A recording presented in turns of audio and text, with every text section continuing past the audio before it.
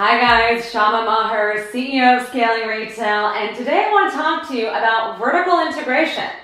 Now, vertical integration is something that's been pretty big in the food industry for a really long time. You're all about Nabisco and Kraft and how they own their factories that they make the goods in, as well as sometimes owning the farms that they're actually producing the product in, right? The farms that they're growing the corn, the soybeans, etc. But did you know that in the fashion industry, vertical integration is something that's pretty popular as well? And vertical integration can come in the forms of simple things like owning the factory or even owning the farm where your organic cotton is being produced, or even owning the process by which you're producing, let's say, that specific textile or that particular technique.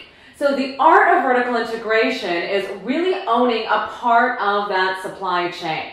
Now, why on earth would anyone want to do such a thing? Well, vertical integration is a fantastic way to streamline a lot of your costs. So this way you actually cut out any of the middlemen, right? You own the exact part of your business that you actually want to be scaling.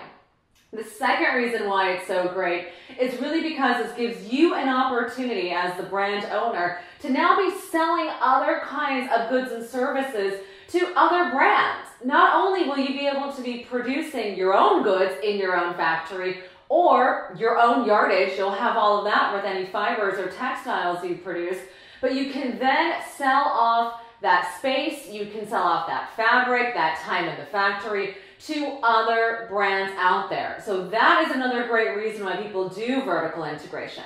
But how on earth do you get closer to that, and how on earth do you start? Well, the first thing to do when thinking about vertical integration is to really think about the key opportunities that you have in your business. Where are those opportunities? Do you already have a great manufacturer? Are they possibly looking to sell that business? Are they looking to sell that factory? That would be a very easy way for you to then take over existing infrastructure. Or possibly you're a sustainable brand out there and you want to get a collective together in order to really place the right kinds of yields on the organic cotton that you want to be producing.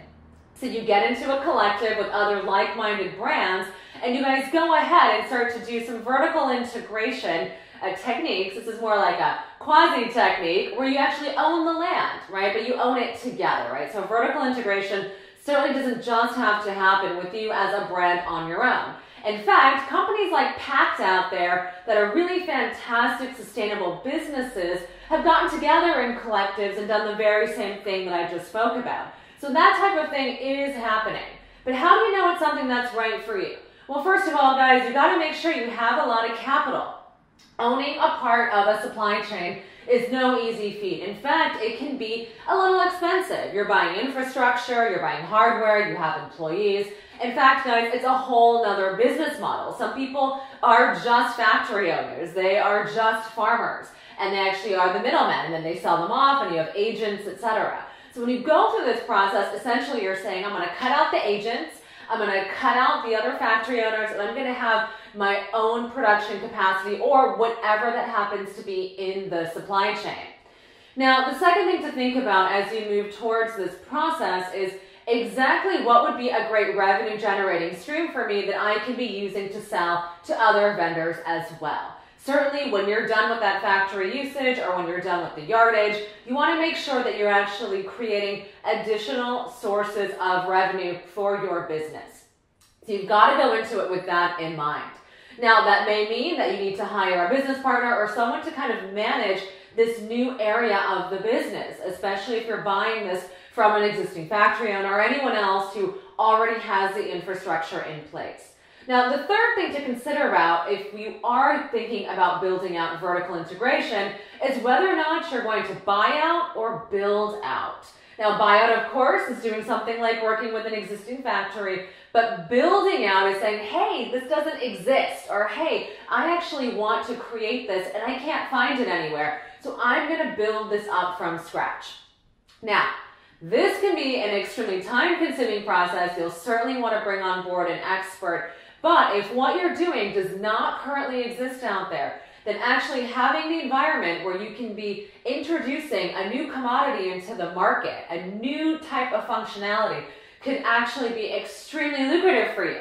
right? Imagine once your brand is consistent and you're doing well and now you're at the stage of scaling, you now have a totally different revenue stream that's solving a problem in the market for the next 10 or 15 years.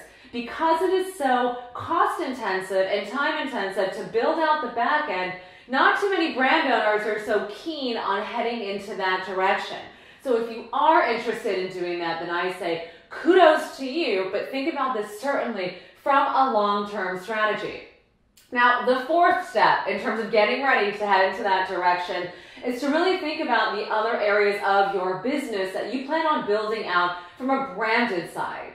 So not just the factory, but what are the different kinds of products that factory is going to be able to produce? Are you a ready-to-wear brand that's interested in launching accessories or jewelry or shoes? If so, you might want to be thinking about all the different areas of the business that you're going to have to be pulling through this new factory, right? So definitely think about the long-term strategy of your brand. Now, the last thing, guys, as you step towards vertical integration and you start to think about the supply chain in a much bigger way, it's also very important to think about not only cash flow, so money coming in and out, but all of the startup costs that are going to be necessary in order to build that business. You know, once you do absorb a business or you start something new, you are going to want to market it a little bit. You are going to want to let people know that you exist. So think about all of the brand building techniques and strategies that you did in order to get your brand to where it is today. And then think about everything you're going to have to do in order to really integrate a new business model.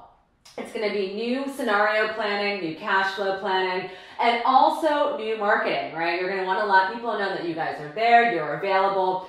And of course, you're going to keep maybe some of the best stuff for yourself, but you are going to want to remember that if you are using this as a revenue generating stream and you will be selling and working with other brands, keep in mind what are these services and techniques you're going to want to preserve for your own collection and what you're going to want to be using for the outside market.